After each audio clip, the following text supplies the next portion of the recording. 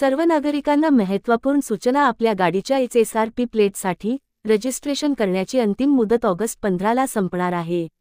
देशभरात 2019 पूर्वी निर्मित सर्व वाहनांमध्ये हाय security registration number plate HSRP बंधनकारक करण्यात आले आहे. राज्यातही नंबर प्लेट बदलवले जात आहेत.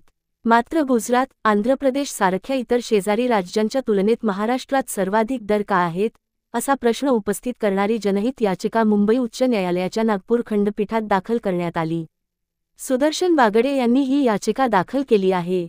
याचिकेनुसार देशासह संपूर्ण राज्यात HSRP प्लेट लावण्यात येत आहे. याचा आर्थिक भार वाहनचालकांवर बसत आहे.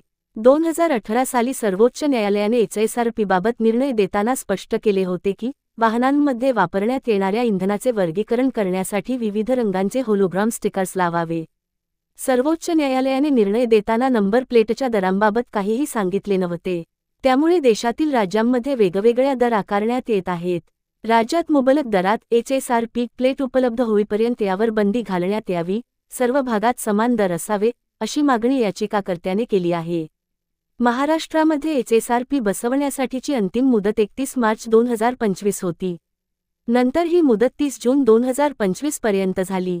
आता ही मुदत ऑगस्ट 15 पर्यंत वाढविण्यात आली आहे. राज्यात 1 एप्रिल 2019 पूर्वी खरेदी केलेल्या वाहनांवर या नंबर प्लेट नाहीत.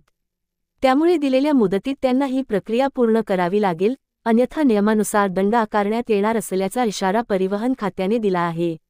अशाच नवनवीन माहितीकरिता चॅनेलला सबस्क्राईब करून बेल आयकॉन दाबा. धन्यवाद.